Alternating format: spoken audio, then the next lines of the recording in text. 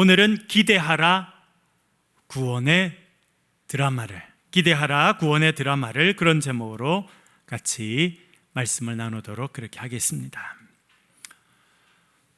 여러분, 드라마 좋아하십니까? 드라마 좋아하세요? 네. 우리나라에서 세계에서 제일 잘하는 것이 많이 있는데 그 중에 하나가 뭘까요? 드라마를 기가 막히게 만드는 나라예요. 작년에는 오징어 게임이라고 하는 드라마가 전 세계 드라마 중에 1등을 했어요. 최근에는 이상한 변호사 우영우, 여러분 보셨나요?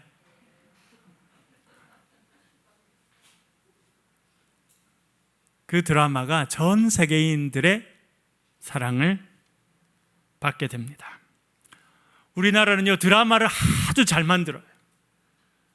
그리고 사람들이 드라마를 정말 좋아합니다. 특별히 여성분들, 맛있는 커피하고 드라마만 있어도 살겠다, 그런 분들이 많아요. 왜 이렇게 드라마를 좋아할까요, 여러분? 드라마의 주인공에서 나의 모습을 발견할 때가 많기 때문에 그렇습니다. 우리의 삶 자체가 드라마 같기 때문이다, 그렇게 생각할 때도 많습니다. 유명한 배우인 찰리 채플린, 여러분 아시죠? 그분이 이렇게 이야기합니다. 우리의 삶은 멀리서 보면 희극이고 가까이에서 보면 비극이다. 찰리 채플린, 여러분 영화를 보셨죠? 아주 큰 신발을 신고 몸에 어울리지 않는 그런 우스꽝스러운 옷을 입고 등장. 얼굴도 너무나 우스꽝스러워요. 행동도 너무 다 우스꽝스럽습니다. 그래서 겉으로 보면요, 희극이에요. 재밌어요. 웃게 됩니다. 그런데 그가 온몸으로 표현하는 내용은 비극이에요.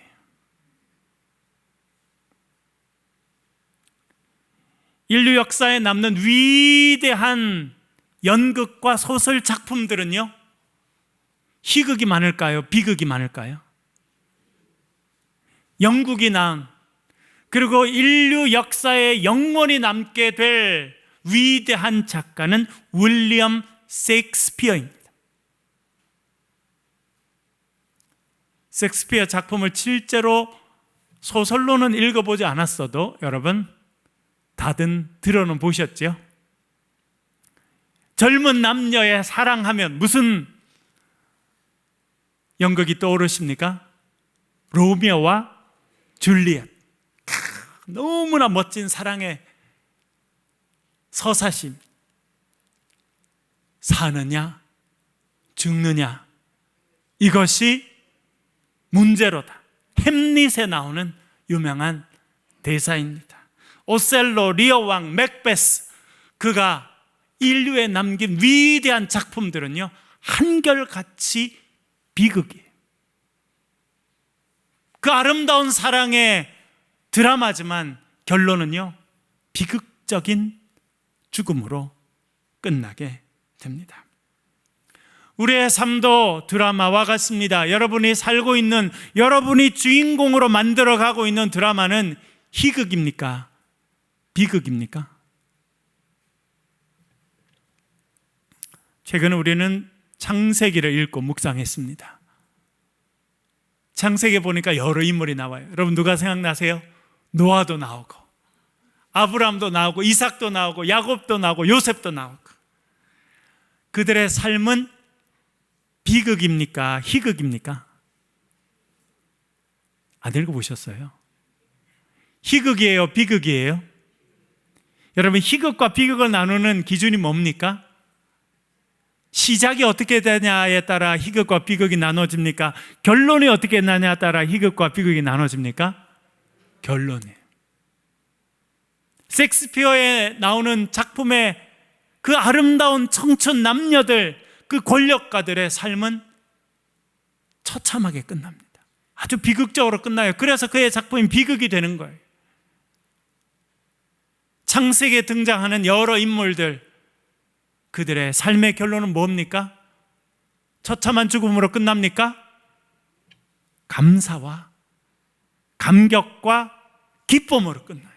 그래서 그들의 삶은 비극입니까? 희극입니까? 희극이에요. 해피엔딩으로 끝나는 거예요. 여러분, 그것이 복음이 들려주는 우리들 향한 메시지. 우리의 삶에도 비극적인 요소가 많아요. 실패하죠. 배신당하죠. 어려움을 겪어요. 원하지 않지만 수술대에 누워서 죽음과 삶의 경계를 왔다 갔다 하는 시간이 우리의 삶에 찾아와요. 예수를 믿어도 그렇고 안 믿어도 그래요. 그런데 여러분, 우리의 삶의 결론은 정해져 있습니다. 우리가 예수 그리스도의 은혜로 살게 되고 하나님을 믿고 의지하고 살게 되면 우리의 삶의 비극적인 요소가 구원의 사건으로 변화될 줄 믿습니다. 그것이 우리가 읽고 있는 성경이 우리에게 말씀하시는 거예요. 우리가 예수 그리스도를 믿는 하나님의 자녀, 하나님을 온전히 섬기는 믿음의 자녀로 살게 되면 우리의 비극적인 요소가 구원의 역사로 바뀌어지게 될 줄로 믿습니다. 창세기에 많은 인물들이 나오는데 여러분, 그 중에 누가 제일 드라마 같은 삶을 살았어요, 여러분? 누구예요? 네, 야곱이에요. 야곱. 태어날 때부터 범상치 않아요. 어떻게 태어났어요, 야곱은요? 쌍둥이 중에 둘째로 태어났는데 뭘 붙잡고 태어났다는 거예요? 형의 발 뒤꿈치를 딱 붙잡고 태어났어. 형이 먼저 나간 게 마음이 아픈 거예요. 평생 장자가 되고 싶었어. 하루는 형이 사냥하고 돌아오니까 배고픈 형 앞에 뭘 한 그릇 내밉니까? 팥죽. 여러분, 팥죽 드셔보셨어요? 저희 어릴 때 저희 외할머님이 오셔서 팥죽을 끓여주시면 그게 얼마나 맛있었나. 팥죽 한 그릇을 내밀고 형의 장자권을 삽니다. 나중에는 형의 옷을 입고 팔에는 염소의 털을 붙이고 아버지께 들어가서 형이 받아야 될 축복 기도를 대신 받습니다. 형을 속이고 아버지를 속였어요.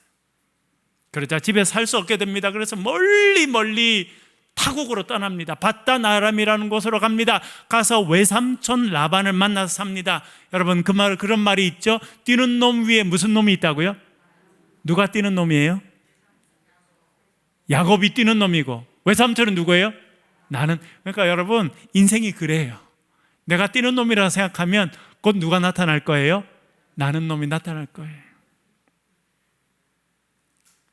외삼촌 집에 가서 사는데 이 외삼촌은요 20년 동안 속여 먹었어요. 그의 인생은 누군가를 속이고 속임을 당하는 인생이에요.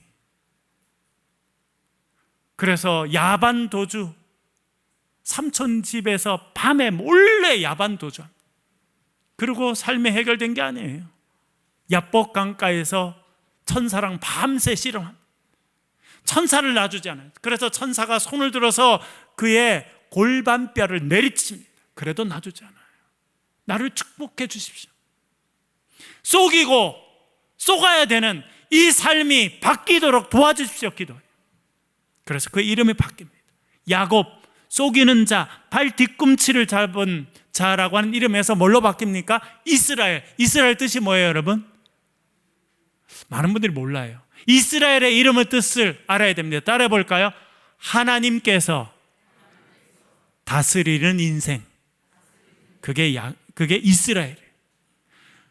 발 뒤꿈치를 잡고 남을 속이고 살던 인생에서 하나님께서 다스리는 인생으로 그의 이름이 바뀝니다. 그러자 그의 삶이 완전히 바뀌게 됩니다. 그전에는 속이고 살았어요. 누구를 속였기 때문에 결과로 속임을 당하고 뒤통수를 맞고 살았어요. 그러나 하나님 앞에서 그의 인생이 변화되니까 어떤 인생이 됩니까? 축복의 인생이 돼요. 죽은 줄 알았던 요셉을 만나게 되고 두 아들, 생각지도 못했던 아들을 만났는데 가보니까 그 아들이 또 아들 둘을 낳았어요. 그래서 그 손자들에게 축복합니다. 애굽 왕을 만납니다. 애굽 왕 바로를 만났더니 그가 성경을 보니까 두 손을 들고 축복해줘요. 그의 인생의 전반기 자기의 힘과 자기의 지혜를 믿고 살았을 때는 속여야 됐어요. 속임을 당하고 살았어요. 배신당하고 살았어요. 그러나 인생의 후반부는 축복의 통로로 살게 되었습니다. 여러분, 인생의 드라마가 그렇게 마무리될 수 있기를 간절히 바랍니다. 우리가 하나님을 믿고 살아가고 하나님께 예배하는 인생이 되면 하나님께서 우리를 변화시켜 주셔서 축복의 통로의 인생으로 인생의 후반기를 살게 해주실 줄로 믿습니다. 야곱보다 더 드라마 같은 삶을 사는 사람이 있어요. 누구예요? 요셉입니다. 아버지에게 사랑을 받았어요. 아버지가 채색 옷을 입혀서, 지금 말하면 명품 옷을 사서 그 아들한테만 입혀준 거예요. 그리고 그는 하나님이 주신 꿈을 꾸는 인생이었어요. 그런데 형들의 미움을 받습니다. 형들이 그를 팔아버려요. 부잣집 사랑받던 아들, 채색 옷을 입고 살았던 그 채색 옷이 다 벗겨지고 벌거벗은 몸으로 시장에서 팔리는 인생이 됐어요. 여러분, 드라마 보시면 노예 시장이 나오죠. 노예 시장에 노예들이 쭉 서 있으면 마음에 드는 노예 돈 주고 소금을 몸무게만큼 달아주고 사가는 거예요. 여러분, 얼마나 처참해졌습니까? 부잣집 사랑받던 부족한 것이 없던 아들이 이제는요 시장에서 팔리는 인생이 됐다니까요. 인생이 나락으로 떨어지는 것 같아요. 그래서 보디발의 집에 팔려갑니다. 바로 왕의 경호대장인 보디발의 집에 팔려갑니다. 그래도 열심히 살았어요. 그런데 기본적으로는 열심히고 성실한 사람이었거든요. 열심히 살았어요. 그래서 인정을 받습니다. 가정 총무가 됐습니다. 그리고 더 좋아야 되는데 또 위기가 찾아옵니다. 이번에는 주인마님이 유혹을 하시네. 자기와 동침하자는 거예요. 그때 그가 이렇게 대답합니다. 창세기 39장 9절 말씀 화면을 보면서 우리 천천히 같이 읽겠습니다. 같이 보겠습니다. 시작. 이 집에는 나보다 큰 이가 없으며 주인이 아무것도 내게 금하지 아니하였어도 금한 것은 당신뿐이니 당신은 그의 아내임이라. 그런즉 내가 어찌 이 큰 악을 행하여 하나님께 죄를 지으리까. 아멘. 여러분, 여기서요 우리가 중요한 걸 알게 됩니다. 비극과 같은 일이 많이 일어나는 인생을 살지만 결국은 그것이 희극으로 바뀌고 구원의 드라마의 주인공으로 살게 되는 사람이 갖춰야 될 기본 자격이 있어요. 그것이 여기서 드러나는 거예요. 그건 뭡니까? 내가 어찌 이 큰 악을 행하여 우리 주인을 배신하리까 아니에요. 내가 이 큰 악을 행하여 하나님 앞에 죄를 짓겠습니까? 믿음이 눈에 보이지 않지만 내 삶에서 느낄 수 없지만 내가 하나님을 인정하고 하나님을 바라보고 하나님 기뻐하시는 일을 선택하는 사람이 되면 구원 드라마의 주인공이 되는 자격을 갖게 되는 거예요. 여러분, 오늘 이 요셉의 고백이 저와 여러분의 고백이 되실 수 있기를 간절히 바랍니다. 아무도 없어도요 하나님은 나와 함께 하세요. 내 눈에 보이지 않아도 하나님 내 삶을 이끌어 가십니다. 내가 어찌 이 악을 행해서 하나님 앞에 죄를 짓겠습니까? 여러분, 그 인생으로 살아가실 수 있기를 바랍니다. 그러면요 여러분의 인생은 비극과 같이 보여도, 비극적인 요소가 많아도, 때때로는 여러분의 삶이 나락으로 떨어지는 것과 같아도 걱정할 필요가 없어요. 왜 그래요? 하나님이 여러분을 붙들어 주시기 때문입니다. 우리의 삶의 드라마예요. 우리가 주인공이에요. 그런데 감독이 계세요. 그 감독이 누구십니까? 하나님이시라는 거예요.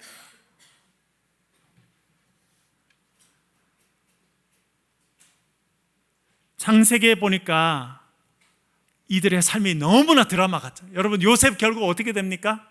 왜 그 집에서 성실하게 살았음에도 불구하고 억울한 일을 당하고 감옥에 떨어져요, 여러분? 그 집이 마지막 목적지가 아니에요. 열심히 살고 그 집에서 가정총무가 되고 잘 된 것 같지만 결국 그가 억울한 일을 당하고 감옥에 들어가야 되는 거예요. 왜냐하니까 그가 결국 마지막 하나님께 영광을 돌려야 되는 것은요, 그 작은 보디발의 집이 아니에요. 애굽 전체를 살리고 애굽과 이스라엘 땅과 그 주변의 모든 사람들을 살리는 그 위치에 가는 것이 하나님의 뜻이고, 그것이 하나님께서 각본 쓰신 드라마의 결론이기 때문에 그 결론으로 가는 거예요. 그 결론이 이르기 전까지는 왜 내 삶에 이런 어려움이 있는지 알지 못해요. 우리는 단지 하나님을 의지하고 하나님을 믿고 살아갈 뿐입니다. 그러면 하나님께서 우리를 마지막 최종 드라마의 주인공으로, 영광의 자료로 우리를 세워 주실 줄로 믿습니다.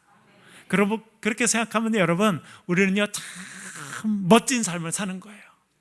내일이 기대가 되는 삶을 사는 거예요. 오늘이 결론이 아니에요. 하나님께서 우리를 내일을 더 아름다운 결론으로 이끌어 주실 줄 믿습니다. 그러면요 삶이 기대가 돼요. 내일 내 삶에 어떤 일이 있을런지, 하나님께서 나를 어떻게 이끌어 가실런지, 하나님이 나를 통해서 어떤 구원의 드라마를 완성시켜 가실 건지 기대하고 살아가면 여러분, 우리의 삶이 얼마나 재미있겠어요? 얼마나 기대가 됩니까? 여러분, 이렇게 하나님의 구원의 드라마를 기대하며 살아가는 저와 여러분 되시길 주의 이름으로 간절히 축원합니다. 구원의 드라마가 창세기가 끝마쳤다고 끝나지 않아요. 우리가 요즘에 뭘 읽고 있습니까? 출애굽기 읽고 있죠. 출애굽기에 구원의 드라마가 있습니까? 없습니까? 세계 역사의 길이 남는 구원의 드라마가 이루어지는 것이 출애굽기. 출애굽의 역사, 그 놀라운 드라마를 이루어 가시는데 하나님께서는 꼭 사람을 불러서 쓰십니다. 모세를 불러 쓰시고 저와 여러분을 불러서 사용해 주시는 줄로 믿습니다. 모세를 부르시는데 모세는 부르실 때부터 또 드라마예요. 읽어보겠습니다. 2장 1절과 2절 화면을 보면서 같이 읽어보겠습니다. 시작. 레위 가족 중 한 사람이 가서 레위 여자에게 장가들어 그 여자가 임신하여 아들을 낳으니 그가 잘생긴 것을 보고 3달 동안 그를 숨겼으나. 아멘. 레위 남자 한 명과 여자 한 명이 결혼합니다. 가정을 이루었어요. 아이를 낳게 됩니다. 세 번째 아이가 태어났는데 그 아이가 모세예요. 그런데 태어날 때부터 이 아이는 어떤 운명을 갖고 태어납니까? 죽어야 되는 운명. 벌써 죽어야 될 운명이 딱 준비된 상태로 이 아이가 태어나게 됩니다. 왜냐하면 이스라엘 백성들이 애굽에서 번창하니까 애굽의 왕들이 두려움을 느낀 거예요. 그래서 이 히브리 민족 이스라엘 백성들 그냥 두면 안 되겠다. 저들이 커지면 우리에게 위협이 되니까 남자아이들이 태어나면 죽이게 하죠. 그래서 왕이 법을 선포합니다. 여자아이가 태어나면 살려주지만 남자아이가 태어나면 죽여야 된다. 나일강에 던져서 죽이라는 거예요. 그런 환경 가운데 태어났습니다. 태어나자마자 죽어야 되는 그런 환경 가운데 태어난 거예요. 그런데 엄마 요게벳은 지혜로운 사람이었어. 기도하는 사람이었어. 그래서 어떻게 하든 이 아이를 살려보고 싶었습니다. 그래서 엄마 요게벳이 그 아이를 몰래 집안에 숨겨서 키웠어요. 그런데 100일쯤 되니까 이제 목소리가 너무 커져가지고 더 이상 숨기면서 지낼 수가 없게 됐어요. 그래서 어떻게 하게 됩니까? 3절 읽어보겠습니다. 우리 3절 화면을 보면서 같이 읽겠습니다. 3절이요. 시작. 더 숨길 수 없게 되매 그를 위하여 갈대 상자를 가져다가 역청과 나무 진을 친하고 아기를 거기 담아 나일강 갈대 사이에 두고. 아멘. 여러분, 드라마 같은 일은요 한 번에 이루어지지 않아요. 하나님께서 쓰시는 드라마는요 미리 했던 게 또 반복이 돼요. 주제가. 여러분, 모세를 낳았더니 그 아이가 잘생겼대요? 못생겼대요? 잘생겼어요. 근데 이때 잘생겼다라고 표현할 때 쓰는 히브리어가 있는데 토우브라고 하는 단어입니다. 토우브. 이 단어가 언제 나오느냐? 창세기 1장에 나와요. 하나님이 천지 만물을 창조하신 후에 그 지은 것을 보시기에 심히 좋았더라. 메오드 토우라는 히브리어 단어가 쓰입니다. 좋았다는 거예요. 하나님께서 만드신 자연 만물을 보시기에 너무 좋았다는 거예요. 그때 썼던 단어가 언제 쓰이냐면, 모세가 잘생겼더라. 우리나라 말로 잘생겼다고 표현했지만 히브리어는 똑같아요. 잘생겼다는 거예요. 아주 좋았다는 겁니다. 하나님 보시기에 좋았어요. 뭘 이야기하냐면, 하나님께서 이제는 모세를 통해서 새로운 창조의 역사를 이루어 가실 것이라고 하는 것을 암시해 주고 있는 거예요. 그렇게 단어가 연결이 됩니다. 하나님의 구원의 역사, 창세기에서 이루어졌던 역사는 창세기 끝난 것이 아니라 이제 출애굽기에 다시 이어지고 있다고 하는 것을 이 단어가 보여줘요. 그리고 엄마 요게벳이 뭘 만들어요? 본문에 보니까 갈대 상자. 갈대를 꺾고 왔어요. 좋은 재료도 아니에요. 여러분 갈대 보셨죠? 갈대 너무나 힘이 없고, 그렇게 좋은 소나무도 아니고, 그렇죠? 우리나라에 있는 그런 적송도 아니고 힘없는 갈대를 꺾고 왔어요. 갈대로 상자를 엄마가 할 수 있는 것이 상자 만드는 거, 갈대 상자를 만들었어요. 그런데 그게 뭘 칠했다고 나와 있어요, 여러분? 역청과 나무진을 칠했다. 어디서 들어보셨죠? 역청 칠하는 거 언제 나오던가요? 노아의 방주. 여기서 엄마가 갈대 상자를 만들었다 했던, 그렇게 이야기하는데, 상자라고 하는 히브리어 단어가 테바입니다. 테바. 히브리어로 테바예요. 엄마가 만든 그 갈대 상자가 테바인데, 이 단어가 그 전에 쓰인 곳이 창세기 6장 14절에 이렇게 말합니다. 너는 고페르 나무로 너를 위하여 방주를 만들되 그 안에 칸들을 막고 역청을 그 안팎에 칠하라. 이때 방주라고 하는 단어가 테바예요. 연결되어 있는 거예요. 노아는요, 테바, 방주를 만듭니다. 거대한 방주를 만들어요. 그래서 이 세상에 살아있는 생물들 중에 대표들이 전부 다 들어올 만큼 엄청난 방주를 만듭니다. 그 안에 생물들이 들어와서 심판을 면하게 되고 구원을 경험하게 됩니다. 이 요게벳은요, 갈대 상자, 조그마한 상자를 만들어요. 그것이 방주라는 거예요. 노아는 거대한 방주를 만들고 역청을 발라가지고 물이 들어가지 않도록 만들었어요. 요게벳은요, 조그마한 상자를 만들고 역청을 바르고 나무질을 붙여서 발라서 조그마한 구원의 방주를 만든 거예요. 그 안에 자기의 아기를 집어넣는 거예요. 여러분 참 놀랍죠? 창세기의 사건이 출애굽기에 또 반복되는 거예요. 하나님의 구원의 역사는 한 번 하고 끝나는 것이 아니라 또 이어지는 거예요. 내 삶에 있었던 하나님의 구원의 역사는 우리의 자녀들의 삶까지도 이어지게 될 줄로 믿습니다.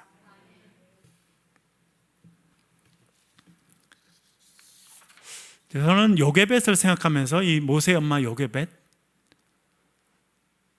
우리 같다 생각했어요. 요게벳이 그 작은 갈대 상자를 만들면서 우리 아들이 언젠가는 우리 민족 전체를 구원할 그런 사람이 될 거라 생각했을까요? 전혀 그런 생각이 없었어요. 필요해서 만들었어요. 아들을 살리고 싶은데 더 이상 집에 둘 수 없으니 이 상자를 만들어서 우리 아이를 집어넣어서 하나님의 은혜가 임하시면 이 아이가 살아날 것이다 라고 하는 현실적인 필요, 지금 당장 필요한 일을 했잖아요.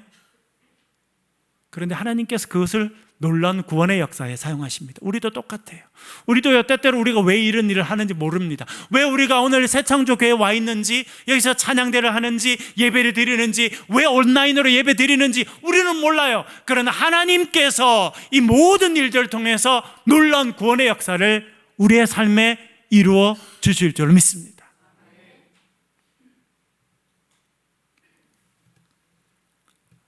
그리고 아이를 갈대 상자에 넣어서 나일강에 띄어보내요. 쭉 흘러내려갑니다. 하필 그때 누가 목욕하러 나와요? 애굽 왕의 딸이 목욕하러 나옵니다. 시녀를 데리고 목욕하고 있는데 이 상자가 하필 누구 앞에 딱 도착해요? 애굽 공주 앞에 도착합니다. 왜 그랬을까요? 하나님의 드라마 각본에 다 나와 있어요. 이미 다 나와 있어요. 공주도 모르고 상자에 담긴 아기도 모르고 엄마도 모르지만 하나님의 구원의 드라마 각본에는 벌써 다 나와 있다니까요. 공주 등장, 상자 흘러가서 공주 앞에 도착, 공주가 쳐다본다. 공주가 신하에게 말한 거, 야, 저 상자 열어봐라. 딱 보니까 아기가 웃고 있어요. 히브리 아이네, 그래서 버림을 받았네 라고 합니다. 이렇게 공주가 딱 깨닫는 순간 또 누가 등장해요? 누가 등장해요? 여러분 읽어보니까 미리암이 등장하잖아요. 누나가 등장해요. 여러분, 이게 다 각 하나님의 구원의 드라마 각본에 나와 있는 거예요. 우리나라 영화 감독 중에 제일 유명해진 사람이 봉준호라는 사람입니다. 들어보셨나요?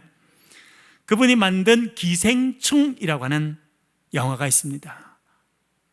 프랑스 칸느 영화제에서 최고의 작품상인 황금 종려상을 수상합니다.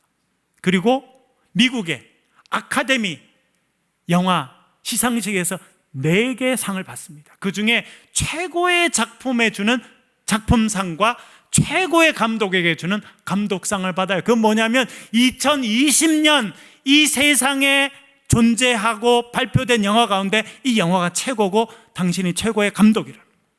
그런데 봉준호 감독이 별명이 있대요. 혹시 아시나요? 봉테일이랍니다. 봉테일.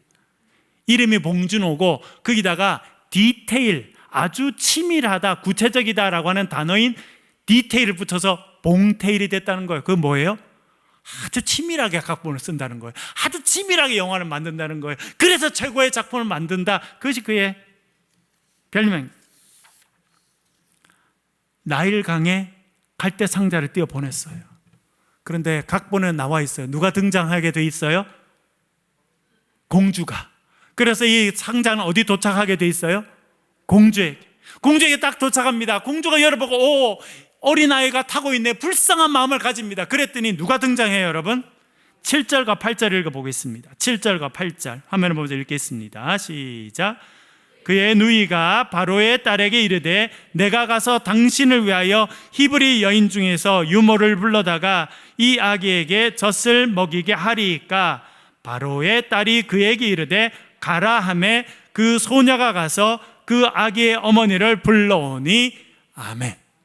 공주가 딱 보니까 아기가 웃고 있어요. 너무나 예쁜 아기인데 버림을 받았잖아요. 그러니까 딱 누가 등장해요? 미리암이. 사실 이 모세의 누나잖아요. 제일 큰 누나예요. 딱 등장해. 때가 마침 딱 그때 등장. 그리고 물어보는 거예요. 공주님, 아기가 예쁘죠? 근데 애가 배고프다고 하고 있죠? 제가 가서 이 아기에게 젖 먹일 여자 한 명 구해올까요? 구해오라는 거예요. 갔어요. 누굴 데리고 왔어요? 요게벳을 데리고 왔어요. 아기 엄마 그리고 자기 엄마 데리고 왔어요. 이 아이를 죽음의 나일강에 떠내려 보냈습니다. 그런데 누구 손에 딱 들리게 됐어요? 이 아이를 지켜줄 수 있는 바로 왕의 딸 공주의 손에 아이가 딱 들려지겠어요. 이제는 이 아이가 죽을 염려가 없어요. 그리고 공주가 그 엄마에게 뭐라 말합니까? 이 아이를 데리고 가라. 가서 나를 위해서 젖을 먹이라. 그리고 네가 이 아이를 위해서 젖을 먹이면 그 모든 비용은 누가 되겠다? 여러분, 신기하지 않아요? 엄마가 애를 젖 먹이고 키우는 거 너무나 중요한 일이고 당연히 그렇게 해야 되는데 비용이 들어요, 안 들어요? 애 키우는데 비용이 들어가요, 안 들어가요? 들죠. 그런데 이 모세를 키우는 비용은 누가 다 되겠다는 거예요? 공주가 다 되겠다는 거예요. 그게 하나님의 구원의 드라마예요. 이 아이, 죽음의 강에 던져질 수밖에 없는 운명을 가지고 태어났다고 생각했는데요, 이제 공주의 손에 딱 붙잡히면서 그의 안전이 보장됩니다. 그리고 엄마의 품에서 엄마의 젖을 먹으면서 엄마의 교육을 받고 자라는데 그 모든 비용은 누가 되겠다는 거예요? 공주가 다 된다는 거예요. 그리고 2년 3년이 지난 후에 그는 이제 궁전에 들어가서 살게 됩니다. 우리 9절 말씀, 9절 한번 읽어볼게요. 9절 읽겠습니다. 시작. 이 아이를 데려다가 나를 위하여 젖을 먹이라. 내가 그 싹을 주리라. 여인이 아기를 데려다가 젖을 먹이더니. 아멘. 제가 말씀드린 내용이 그대로 나오죠. 기가 차요. 기가 막힙니다. 기가 막힌 전개죠. 이 아이가 살아날 뿐만 아니라 이 아이가 지금 엄마 밑에서 엄마의 사랑을 받도록 하고요, 그리고 그 드는 모든 비용은 이 아이를 죽이려고 했던 애굽의 왕실에서 다 되게 돼 있어요. 그게 하나님께서 만들어 가시는 드라마라는 거예요. 여러분, 여러분의 삶에도 이런 역사가 있게 될 줄로 믿습니다. 하나님께서 우리의 인생의 주인이 되세요. 우리 인생 드라마의 감독은 하나님이세요. 우리가 주인공 역할을 하는 거예요. 그러나 우리는 결론을 모릅니다. 내일 일어날 일을 몰라요. 지금 열심히 살아갈 뿐이에요. 그러나 하나님께서는 우리의 삶의 비극적인 요소들을 구원의 통로로 변화시켜 주실 줄로 믿습니다. 우리가 상상하는 그 이상의 놀라운 일들이, 구원의 역사가 우리의 삶에 있게 될 줄로 믿습니다. 그 하나님의 구원의 역사를 바라보고 살아가는 저와 여러분 되시길 주의 이름으로 간절히 축원합니다. 기도하겠습니다. 우리 한번 소리를 내서 통성으로 기도하겠습니다. 하나님, 우리를 구원의 드라마의 주인공으로 세우시니 감사합니다. 우리의 삶의 비극적인 요소가 많지만 하나님 은혜로 이것이 변화되어서 구원의 역사가 되며 결국 우리가 하나님의 영광을 드러내는 축복의 통로의 삶을 살게 도와달라고 이제 우리 자신을 위해서, 우리 교회를 위해서, 우리 자녀들 위해서 소리를 내서 통성으로 같이 한번 기도하겠습니다. 기도하십시다. 아버지 하나님,